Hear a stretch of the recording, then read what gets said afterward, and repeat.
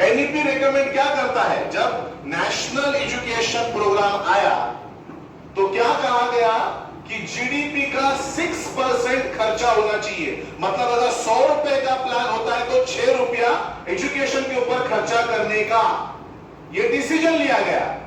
ये एनईपी ने रेकमेंड किया। हमारा 2.9 मतलब हाफ से भी कम है। तो कुछ तो बोलना चाहिए ना। तो एनईपी शुरू ही किया। अगर 6% खुद रेकमेंड करने के लिए एनईपी के प्रोग्राम में टीचर्स लोग नहीं है, एनईपी के सब्जेक्ट्स पढ़ाए गए हैं। यहां पर वो भी पॉइंट हाईलाइट किया है। अगर आप लोग देखेंगे, एनालाइज करोगे तो क्या है? न्यू एलोकेशंस इज हाईली, क्या लिखा है?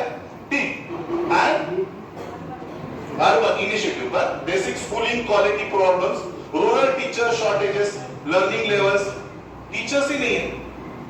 हमारा खुद का कॉलेज, इतनी सारी वैकेंसीज है, एनओसी नहीं दी जाती है, राइट? तो इसका ध्यान रखना चाहिए। अगर 6% से ज्यादा या 6% अगर इन्वेस्टमेंट होता तो डेफिनेटली टीचर्स स्टूडेंट्स रेशो को कंसीडर किया जाता। एनईपी के हिसाब से एक क्लासरूम में 30 बच्चे होनी चाहिए या मैक्सिमम 40 एक क्लासरूम में। हम 120 स्टूडेंट्स को लेकर चलते। इस बात को भी डिस्कशन में लिया गया था।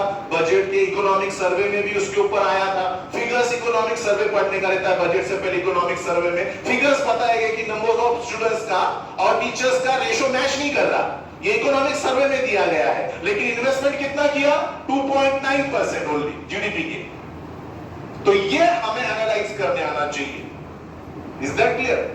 बाद में अगर आप लोग देखेंगे कि जैसे जनरल पॉइंट है, सब आप लोग देखोगे तो बेसिकली गवर्नमेंट एजुकेशन को लेकर अपनी इस बजट में जितना सीरियस होना चाहिए था, क्योंकि एनईपी शुरू हो चुका है, एनईपी इंप्लीमेंट हो चुका है, पूरे इंडिया में उसको इंप्लीमेंट करने के लिए मजबूर किया गया है, तो उसके ऊपर जो खर्चा करना चाहिए था, जो एक्सपेंडिचर करना चाहिए था, अनफॉर्चुनेटली उतना नहीं कर पा रहे।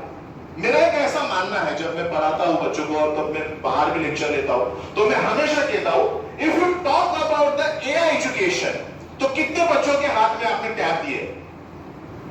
कितने बच्चों को वाईफाई 100% 100 एमबीपीएस वाला फ्री वाईफाई आपने दे दिया? जैसे इंस्टीट्यूट में एंट्री मारेगा, उसका वाईफाई उसके लैपटॉप से या उसके टैब से कनेक्ट होगा।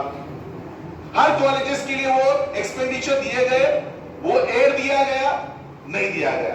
Then why you talk like this कि एक तरफ हम लोग एआई को करेंगे प्रमोट और एक तरफ हम लोग एड ही नहीं दे रहे कॉलेज को अवेलेबल ही करके। तो ये मिसमैच, ये डिस्पैरिटीज नजर आती है अनफॉर्चुनेटली। इसका भी ध्यान होना चाहिए।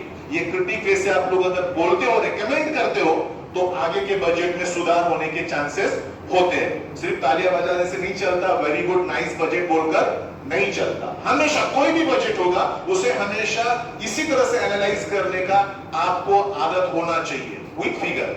नेक्स्ट कौन सा है? तो हेल्थ एंड वेलफेयर। यहां पर भी इंटरेस्टिंग पार्ट है। यहां पर 0.95 था, अब बजट 1.06 किया गया है, जो इनसफिशिएंट है। अगर फ्यूचर में कोई भी डिजीज आ गया तो इंडिया कैपेबल नहीं है उसको मैनेज करने में। ऑलरेडी वी आर एक्सपीरियंस, हमें एक्सपीरियंस मिल चुका है कोरोना में। तो पहले पता चला था, धज्जियां उड़ चुकी थी हेल्थ वेलफेयर को लेकर। इस बार बजट में भी वही इग्नोरेंस किया गया है।